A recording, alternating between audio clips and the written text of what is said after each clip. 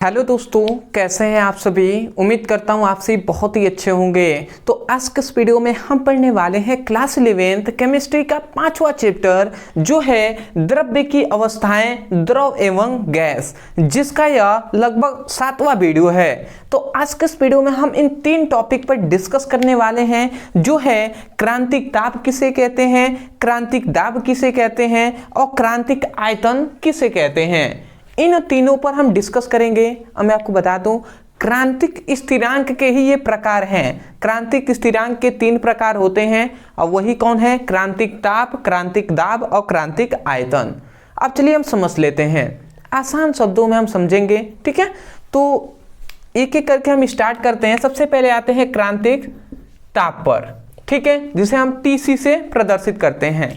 क्रांतिक ताप में हमें क्या बताया गया, इसमें यह बताया गया कि वह अधिकतम ताप जिस पर किसी गैस को, ठीक है, वह अधिकतम ताप जिस पर किसी गैस को द्रवित किया जा सकता है। कोई भी गैस है तो उसको उस पर कोई दाब लगाया जाएगा, उस दाब के कारण वो द्रवित हो जाएगा, मतलब गैस द्रव में परिवर्तित हो जाएगा। तो उस ताप को ही हम क्या कहते हैं, क्रांतिक ताप कहते हैं। थोड़ा सा जो हमने लिखा है इसको हम समझ लेते हैं। हमने लिखा है वह अधिकतम ताप जिस पर किसी गैस को केवल दाब द्वारा द्रवित किया जा सकता है, उसे क्रांतिक ताप कहते हैं। मतलब यहाँ पे ये बताया जा रहा है, यहाँ पे सबसे मुख्य बात ये है कि गैस जो है ना, गैस, ये जो गैस है ये परिवर्तित हो रहा है किसमें, द्रव में, द्रवित हो रहा है, ठीक है। किसमें द्रवित हो रहा है, मतलब द्रव में परिवर्तित हो रहा है। अब किसके द्वारा, तो इस पर एक दाब लगाया जा रहा है, प्रेशर लगाया जाएगा, तब ये द्रवित हो जाएगा।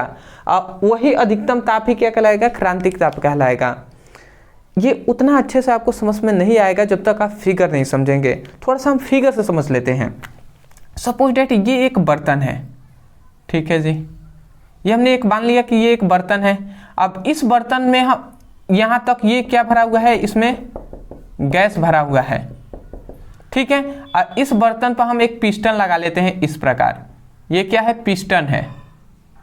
यहाँ पे हम पिस्टन लगा लेते हैं, जैसे हवा भरने वाला पंप होता है ना, तो हम इस तरीके से दाबते हैं तो हवा अंदर जाता है। तो उसी प्रकार ये पिस्टन है और इसमें क्या भरा हुआ है, इसमें गैस भरा गया है, इसमें गैस भरा गया है। और इस गैस, जो ये गैस है ना, इसका ताप मान लेते हैं, सपोज दैट इसका जो ताप है ये 20 डिग्री सेल्सियस ताप है, ठीक है। तो यहाँ पे यही बताया गया कि वह अधिकतम ताप जो किसी गैस को, ठीक है, वह अधिकतम ताप जो किसी गैस पर दाब आरोपित करने पर, यदि ये गैस है तो इस पर हम दाब आरोपित करते हैं, मतलब इस पिस्टन को हम दबाते हैं तो ये गैस है ना, तो ये दाब हम लगा रहे हैं तो ये गैस जो है ये द्रव में परिवर्तित हो जाएगा। मतलब ये गैस है, गैस फॉर्म में है, तो ये लिक्विड जैसे पानी होता है उसमें बदल जाता है। तो उस ताप को ही हम क्रांतिक ताप कहते हैं। समझ में आ रहा है। तो यहाँ पे कहा गया वह अधिकतम ताप जिस पर किसी गैस को केवल दाब द्वारा द्रवित किया जाता है, ठीक है, उसे क्रांतिक ताप कहते हैं। अब यहाँ पे आप सोच सकते हैं थोड़ा सा कि सर ये तो गैस का कोई भी ताप हो, ठीक है, ये तो मुख्य गैस जो है वो द्रव में परिवर्तित हो रहा है, वो तो प्रेशर के कारण हो रहा है, दाब लगा रहे हैं तो हो रहा है, ठीक है। तो इस पर ताप का क्या मतलब, ताप से कैसे निर्भर हो गया, क्यों हम यहाँ पे क्रांतिक ताप कह रहे हैं, क्रांतिक दाब क्यों नहीं कह रहे हैं। ऐसा इसलिए, थोड़ा सा आप समझेंगे, ये ताप है ना, ये जो ताप है यही है क्रांतिक ताप, ठीक है। क्रांतिक ताप का सिंपल में मतलब है, यदि ये क्रांतिक ताप मान लेते हैं, इस गैस का क्रांतिक ताप 20 डिग्री सेल्सियस है और इस गैस का मान लेते हैं, इस गैस को रूम में हम ले जाते हैं, मान लेते हैं यहाँ पे है 20 डिग्री सेल्सियस और रूम का जो टेम्परेचर है वो 25 डिग्री सेल्सियस है, और हम रूम में ले जाकर इसी गैस को हम पिस्टन दबाएंगे ना, तो ये जो गैस है ये द्रव में परिवर्तित नहीं होगा। क्या होगा, परिवर्तित नहीं होगा। क्यों, क्योंकि इस गैस का जो क्रांतिक ताप है ना वो 20 डिग्री सेल्सियस है और यहाँ पे गैस का जो रूम का टेम्परेचर है वो 25 डिग्री सेल्सियस है। तो क्रांतिक ताप यदि एक भी अधिक हो जाए या कम हो जाए तो हम प्रेशर कितना भी लगा लें, ये जो गैस है वो द्रव में परिवर्तित नहीं होगा। तो क्रांतिक ताप के ही कारण, कोई भी गैस है तो अलग अलग गैसों का क्रांतिक ताप अलग अलग होता है, ठीक है। तो आशा करते हैं आप समझ रहे होंगे। तो वही बात कहा गया, वह अधिकतम ताप जिस पर किसी गैस को केवल दाब द्वारा द्रवित किया जाता है, ठीक है, जा सकता है, उसे क्रांतिक ताप कहते हैं। और नोट्स में वही हमने बात बताया है कि क्रांतिक ताप से अधिक ताप पर, मतलब क्रांतिक ताप है तो क्रांतिक ताप से अधिक ताप जैसे 25 डिग्री सेल्सियस हो गया, तो वही बताया गया है क्रांतिक ताप से अधिक ताप पर गैस को किसी भी दाब पर द्रवित नहीं किया जा सकता। गैस को किसी भी दाब पर, यदि ये गैस है तो गैस पर कितना भी हम दाब लगा लें, कितना भी अधिक से अधिक हम दाब लगा लें, तभी हम द्रवित नहीं किया जा सकता, ठीक है, नहीं किया जा सकता। क्यों नहीं किया जा सकता? क्योंकि इसको, ये 25 डिग्री सेल्सियस पे ये गैस है, जब तक हम इसको ठंडा करेंगे, कब? इसको हम ले जाएंगे, इस गैस को 25 डिग्री सेल्सियस पर गर्म है तो इसको हम फ्रिज में ले जाएंगे, और जैसे ही 20 डिग्री सेल्सियस हुआ उसके बाद हम दाब लगा देंगे थोड़ा सा भी, तो ये गैस है द्रव में बदल जाएगा। तो आशा करते हैं आप समझ पा रहे होंगे कि यहाँ पे क्रांतिक ताप का मतलब क्या है। ये थोड़ा सा हार्ड होता है, इससे ईजी ये दोनों है, जिससे जो आसानी से समझ में आ जाएगा। ये फिगर बनाना जरूरी नहीं है, फिगर तो हमने अपने तरफ से बनाया है जिससे आपको समझ में आ जाए इजी वे में। नहीं तो परिभाषा बहुत से ऐसे स्टूडेंट हैं जिनको समझ में नहीं आता। आप समझ गए हैं ना, आप ही समझे बहुत है, ठीक है, क्योंकि मैं तो आपको ही पढ़ा रहा हूँ। अगला आता है क्रांतिक दाब। क्रांतिक दाब का यहाँ पे सिंपल हमने क्या बताया है कि क्रांतिक ताप पर किसी गैस को द्रवित करने के लिए जितनी दाब की आवश्यकता होती है उसे हम क्रांतिक दाब कहते हैं। मतलब सिंपल में कहा गया कि ये एक बर्तन है, ठीक है जी, यहाँ पे हमने लगा दिया पिस्टन। ये हमने क्या लगाया है, यहाँ पे हमने पिस्टन लगा दिया है, ठीक है, इसमें भरे हुए हैं गैस, ठीक है। अब इसमें जो गैस भरा हुआ है, इसमें गैस भरा हुआ है, और इस गैस का जो क्रांतिक ताप है, मान लेते हैं सपोज डेट क्या है, 20 डिग्री सेल्सियस है।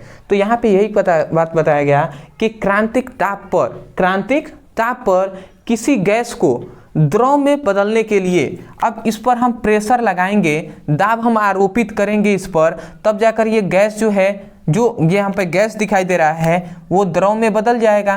तो वही बात कहा जा रहा है कि क्रांतिक ताप पर किसी गैस को द्रव में बदलने के लिए जितने दाब की आवश्यकता होती है उस दाब को ही हम क्या कहते हैं, क्रांतिक दाब कहते हैं। समझ में आ रहा है ना। क्रांतिक ताप पर किसी गैस को द्रवित करने के लिए, द्रवित मतलब द्रव में परिवर्तित करने के लिए जितनी दाब की आवश्यकता होती है उस दाब को ही हम क्रांतिक दाब कहते हैं। समझ गए होंगे। आते हैं तीसरे पर, जो है क्रांतिक आयतन। क्रांतिक आयतन भी सिंपल है। यहाँ पे ये बताया जा रहा है कि क्रांतिक ताप वह क्रांतिक दाब पर 1 मोल गैस का आयतन जो होता है वो क्रांतिक आयतन कहलाता है। इसका मतलब क्या हुआ समझिएगा। ये एक बर्तन है, सब हम समझा देते हैं अच्छे से आपको। और यहाँ पे हमने एक पिस्टन लगा दिया, ठीक है। अब इसमें गैस भरा हुआ है, सपोज डेट इसमें गैस भरा हुआ है। इसमें ये बताया जा रहा है कि इसमें जो गैस भरा हुआ है, इसमें क्या भरा हुआ है, गैस। तो इसमें जो गैस भरा हुआ है तो उस गैस का जो क्रांतिक ताप है जो है टीसी से ही ना प्रदर्शित करते हैं। तो क्रांतिक जो ताप है, समझिएगा, मतलब इस गैस का जो ताप है ना, इस गैस का जो ताप है वो क्रांतिक ताप के बराबर है, ठीक है। मतलब जो गैस का ताप है वो क्रांतिक ताप के बराबर हो जाए, और गैस का जो दाब है ना वो क्रांतिक दाब के बराबर हो जाए, जिसे हम PCC लिख दे रहे हैं। मतलब इस गैस, जो इसमें गैस भरा हुआ है उसका ताप क्रांतिक ताप के बराबर है और उसका जो दाब है वो क्रांतिक दाब के बराबर है। तो उस समय पर इस गैस का जो आयतन होगा ना, वो आयतन अब क्या कहलाएगा, वो क्रांतिक आयतन कहलाएगा। समझ में आ रहा है। इसीलिए हमने कहा है कि क्रांतिक ताप और क्रांतिक दाब पर क्यों कोई 1 मोल का, मतलब इसमें जो गैस भरा हुआ है ये कंडीशन है कि इसमें 1 मोल गैस होना चाहिए, 1 मोल गैस होना चाहिए, मैं भूल गया था, ठीक है। मतलब इसमें जो गैस है ना वो 1 मोल होना चाहिए। तो वही बात कहा गया, क्रांतिक ताप और क्रांतिक दाब पर 1 मोल गैस का जो आयतन होता है उसे हम क्रांतिक आयतन कहते हैं। समझ में आ रहा है। एक बार और सुनिएगा, ये जो गैस है वो 1 मोल होना चाहिए, 1 मोल। तो वही बात कहा गया कि क्रांतिक ताप वह क्रांतिक दाब पर 1 मोल गैस का जो आयतन होता है उस आयतन को क्रांतिक आयतन कहते हैं। तो मैं आशा करता हूँ समझ गए होंगे। वही बात लिखा है, क्रांतिक ताप वह क्रांतिक दाब पर एक मोल गैस का आयतन क्रांतिक आयतन कहते हैं या क्रांतिक आयतन कहलाता है। तो ये हुआ आपका 3 टॉपिक जो कंप्लीट हो गया। मैं आशा करता हूँ कि आपको समझ में आ गया होगा।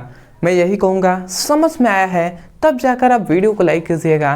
चैनल पर नए होंगे तो चैनल को सब्सक्राइब कर दीजिएगा। और आप भी चाहते हैं कि केमिस्ट्री का या फिजिक्स का क्लास 11 का पढ़ाई करना, डिस्क्रिप्शन में लिंक है, उस पर क्लिक कीजिए और वहाँ से जाकर अपनी अच्छे से पढ़ाई कीजिए।